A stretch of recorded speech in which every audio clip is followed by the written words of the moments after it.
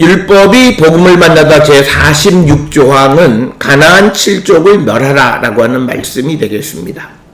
이것은 신명기 20장 17절에 곧 헷 족속, 아모리 족속, 가나안 족속, 브리스 족속, 히위 족속, 여부스 족속을 내가 진멸하되 내 하나님 여호와께서 내게 명령하신 대로 하라 라고 하는 말씀으로서 이것은 이스라엘 백성들이 가나안 땅에 들어가서 그 땅에 있는 7족속을 진멸해야 함을 말씀하는 그 내용이 되겠습니다.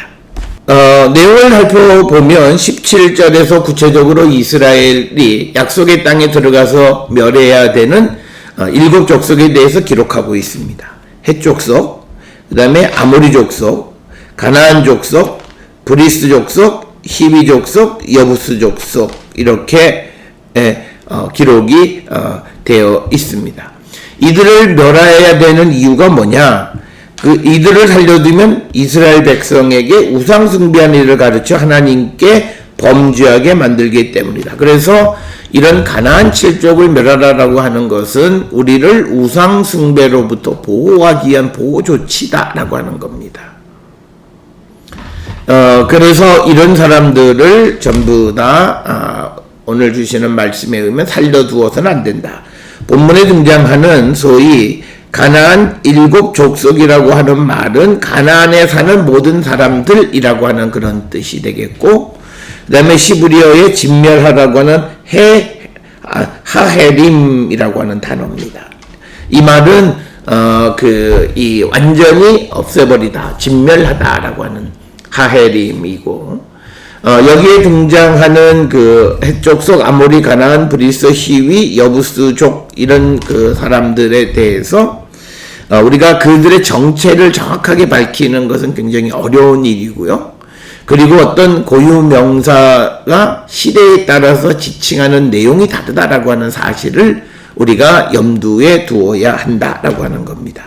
그 가운데에서 우리가 아모리라고 하는 사람들은 아카드어의 아무르에서 기원했고 주전 3000년경부터 유프라테스 강의 서쪽 지역에 거주했던 사람을 부르는 총칭이 아모리 사람이다 라고 하는 거예요.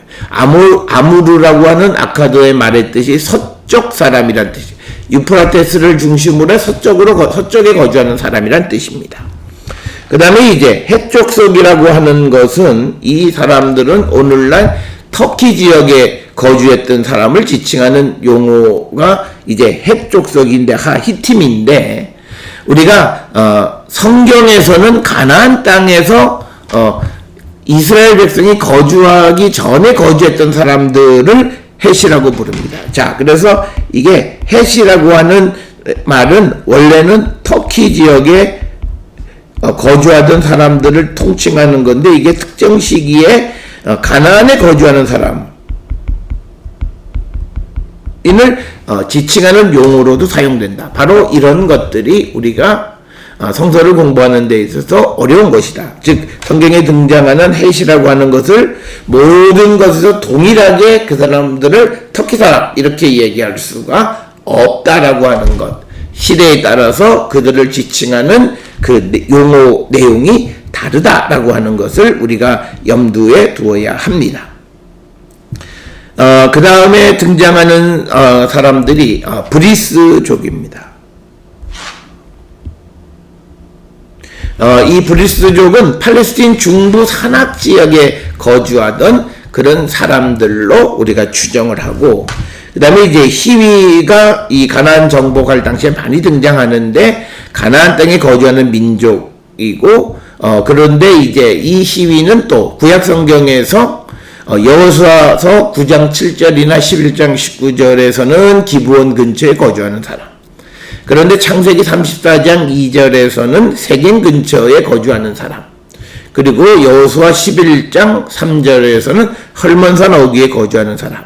그래서 각각 달리 그 사람들의 통치 영역에 대해서 다르게 언급하고 있다.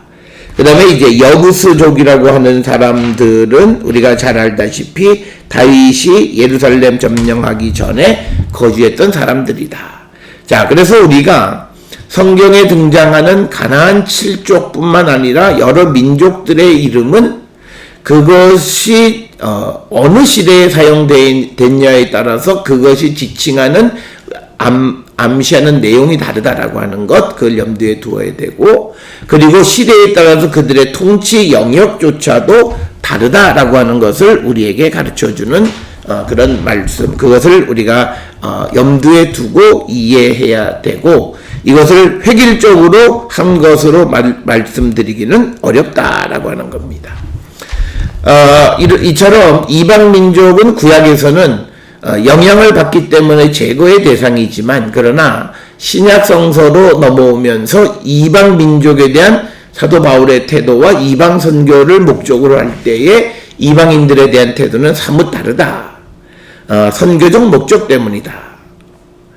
그래서 우리가 그런 내용들은 고린도전서 8장 1절에서 13절 등에 찾아볼 수 있고, 이제 우리가 고린도전서 2장에 보면 유대인의 표면적 유대인, 이면적 유대인이라고 하는 개념이 등장하므로 혈통 중심에서 이제는 confession, 고백 중심으로 그리고 어떤 외형적 중심에서 내적인 중심으로 전환되어지는 그런 내용을 볼 수 있다라고 하는 겁니다. 오늘 주시는 46조항의 목적은 이스라엘에게 우상 숭배에 영향을 줄 수 있는 모든 것을 제거하라라고 하는 것. 그래서 오늘 주시는 이 말씀을 통해서 우리는 우리의 믿음에 나쁜 영향을 주는 것을 스스로 제거하거나 정리할 줄 아는 자율성이 우리에게 있어야 함을 가르쳐주는 그런 말씀이 되겠습니다.